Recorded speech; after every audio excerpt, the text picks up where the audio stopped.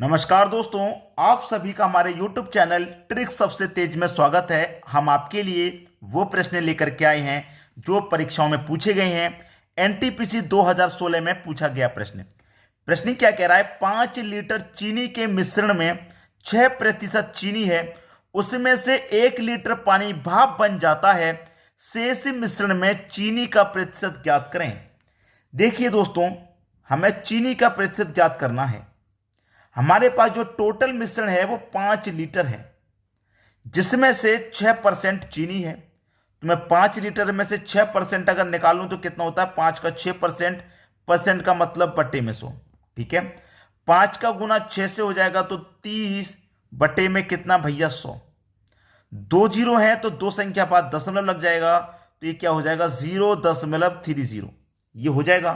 तो मेरे पास 6% चीनी है, इसका मतलब चीनी कितनी है? इतनी। मैंने चीनी की मात्रा यहां निकाल ली।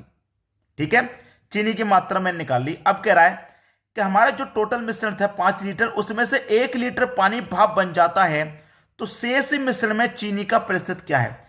चीनी हमने निकाल ली, लेकिन चीनी की मात्रा नहीं पूछ रहा, चीनी का प्रतिशत पूछ रहा है। तो कोई बात नहीं, चीनी हमारे पास कितनी है? 0.3। ठीक है, हमारे पास टोटल मिश्रण 5 था, जिसमें से 1 लीटर पानी भाप बन गया, तो बचा कितना मिश्रण? 4 बचा। 1 लीटर तो भाप बन के उड़ गया, तो 4 बचा।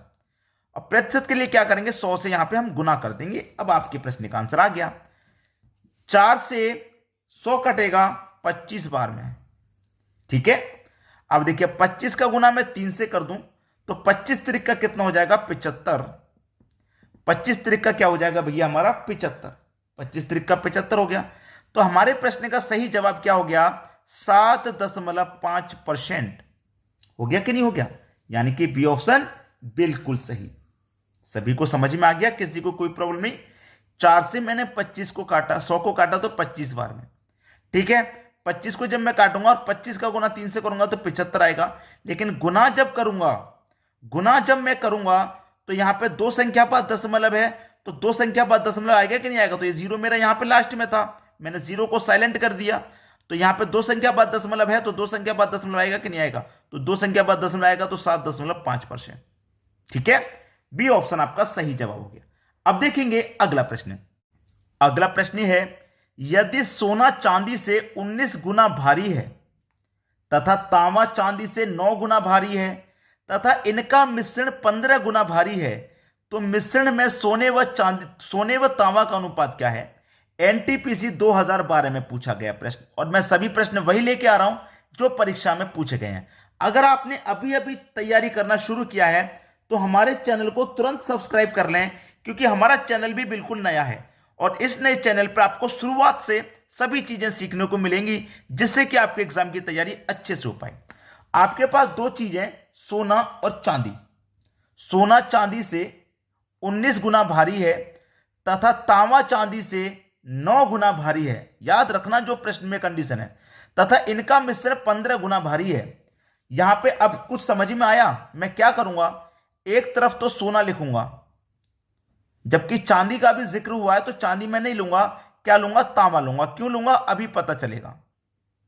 मेरा जो सोना है वो चांदी से 19 गुना भारी है। कितना भारी है? 19 गुना। मेरा जो तांबा है वो चांदी से 9 गुना भारी है। चांदी से कितना भारी? 9 गुना। मतलब सोना भी चांदी से भारी है और तांबा भी चांदी से भारी है।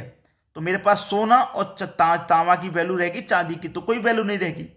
ठीक है, और इन दोनों का जो मिश्रण है वो 9 गुना भारी है। 9 गुना भारी है, तो इनका मिश्रण जो है वो 15 गुना भारी है। 15 गुना, दोनों 15 गुना भारी है, तो भाई बीच में ले लो। क्या हो लगेगा? वही एलिगेशन मेथड जो आपने पहले सीख रखा है। 9 और 15 का अंतर 6, 19 15 का अंतर 4, 2 से कटाएंगे 3 बार में, 2 से कटाएंगे 2 बार में, आंसर 3:2 आ गया। यह आपके प्रश्न का सही जवाब है, जो कि पहले ही ऑप्शन में आपको दिया गया है। तो आसानी से क्लियर है सभी को। अब देखेंगे हम अगला प्रश्न। अगला प्रश्न है, 63 रुपए पर किलो की चाय 90 रुपए पर किलो की चाय के साथ किस अनुपात में मिलाई जाए कि मिश्रण का विक्रय मूल्य 72 रुपए पर किलो हो जाए? आरआरबी 2013 में पूछा गया। यूनिट सभी में समान है, यहां पे भी किलोग्राम, यहां पे भी किलोग्राम, यहां पे भी किलोग्राम, तो यूनिट आपकी समान है। 63 रुपए प्रति किलोग्राम को हम मिला रहे हैं 90 रुपये प्रति किलोग्राम में, तो हमारे पास विक्रय मूल्य कितना हो जाता है 72 रुपये प्रति किलो।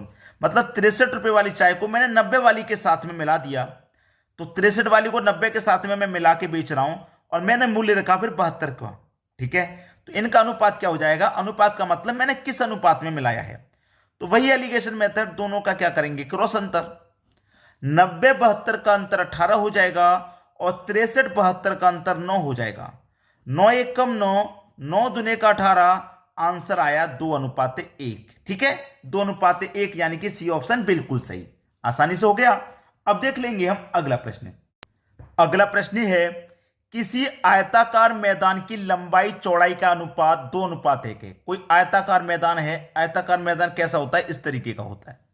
यहां पे इस तरीके का जो मैदान होता है वो आयताकार होता है। ठीक है, आयताकार होता है। हमसे पूछ रहा है किसी आयताकार मैदान की लंबाई चौड़ाई का अनुपात 2:1 है। मैदान का क्षेत्रफल 72 वर्ग मीटर है, तो मैदान की लंबाई क्या है। क्या पूछ रहा है आपसे, लंबाई पूछ रहा है। ठीक है, तो आप अच्छे तरीके से जानते हैं लंबाई गुने चौड़ाई, लंबाई गुने चौड़ाई इक्वल टू क्या होता है, क्षेत्रफल होता है, एरिया होता है। इधर लिख देता हूं मैं, क्षेत्रफल बराबर होता है लंबाई गुने चौड़ाई, यही तो होता है भाई क्षेत्रफल बराबर। अब हमें क्या करना है, मैदान की जो लंबाई है वो निकाल लेनी है, जबकि हमारे पास क्षेत्रफल दे रखा है 72, क्षेत्रफल दे रखा है हमारे पास 72। तो लंबाई गुने चौड़ाई क्षेत्रफल होता है, क्षेत्रफल 72 है, तो 72 कैसे आएगा भाई, दोनों का गुना क्षेत्रफल होता है, तो किन दोनों संख्याओं को गुना 72 आएगा, कितना 72। तो देखिए यहां पे 12 गुने 6 भी 72 होता है, 8 नीम 72, 8 नीम 72 होता है, 8 नीम 72, 8 गुने 9 भी 72 होता है। तो मेरे पास लंबाई कितनी होनी चाहिए, 12 या 8। ठीक है, ये दो संख्या है मेरे पास, 12 छिंग 72 होता है, 8 नीम 72 होता है। तो लंबाई मेरे पास पूछी गई है, तो लंबाई मेरे पास क्या होगी, 12 या 8 होगी, ये पूछ रहा है ना। अब यहां पर आ जाइए प्रश्न पर। प्रश्न में मेरे पास जो अनुपात है वो है 2:1 का। ठीक है, मैं पहले वाली यहां पे रखता हूं संख्याओं को, लंबाई मैंने रखी 12, चौड़ाई मैंने रखी 6। ठीक है, रखी, तो यहां से 2 से 6 में 12 कितने गुना पे, 6 गुना पे। 1 से 6 कितने गुना पे, 6 गुना पे, दोनों सेम निकल के आए, ये भी 6 गुना और ये भी 6 गुना। अगर मैं 12 और 6 की जगह पे 8 और 9 रख लेता हूं, 8 और 9, तो ये कितने गुना भाई, 9 गुना, और ये कितने गुना, 8 गुना। अलग अलग आ रहा है, ये 9 गुना, ये 8, जबकि आना चाहिए सेम, यहां 6 गुना, यहां भी 6 गुना, तो इसका मतलब मेरी लंबाई 12 है। पहला ऑप्शन बिल्कुल सही। अब देखेंगे अगला प्रश्न। अगला प्रश्न है एक आयत की लंबाई और चौड़ाई में क्रमशः +15% और -10% का बदलाव किया जाए तो आयत के क्षेत्रफल में कितने प्रतिशत का बदलाव होगा। हमसे सीधा सीधा कहा गया है 15 का, +15 का और -10 का बदलाव। भाई चौड़ाई में +10 मतलब चौड़ाई को बढ़ाया गया है। ठीक है, लंबाई और चौड़ाई है ना आपके पास, तो पहली वाली लंबाई हो जाएगी और चौड़ाई आपकी दूसरी वाली, क्योंकि पहले लंबाई कहा गया तो पहली वाली वैल्यू लंबाई की। तो लंबाई को बढ़ाया गया है 15% और चौड़ाई को घटाया गया है 10%। कोई बात नहीं, इसके लिए हमारे पास एक फॉर्मूला होता है, बहुत बार हमने आपको पढ़ाया होगा, x + y प्लस का xy बट्टे 100। ये मैंने आपको बहुत बार पढ़ाया है। पहले वाली वैल्यू आपकी प्लस की है तो x मतलब आपका प्लस का है तो मैं प्लस का 15, दूसरी वाली वैल्यू माइनस की है तो y आपका माइनस का है तो माइनस का 10।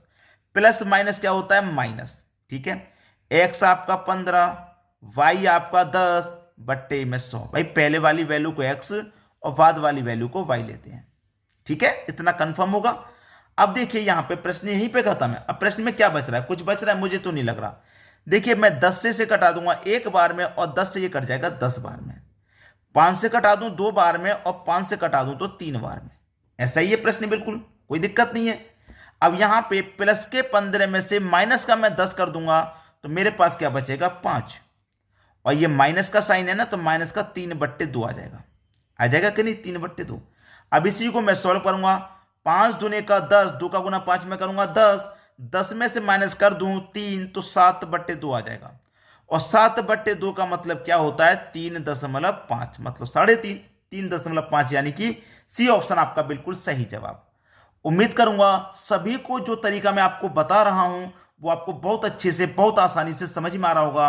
और हमारा जो चैनल है ट्रिक सबसे तेज, इसका नाम ट्रिक सबसे तेज इसीलिए रखा गया है। इस चैनल पर जो भी पढ़ाया जाएगा वो सबसे तेज ट्रिक होगी। ठीक है दोस्तों, तो चैनल को तुरंत सब्सक्राइब करके बेल आइकन का बटन दबा दें। धन्यवाद।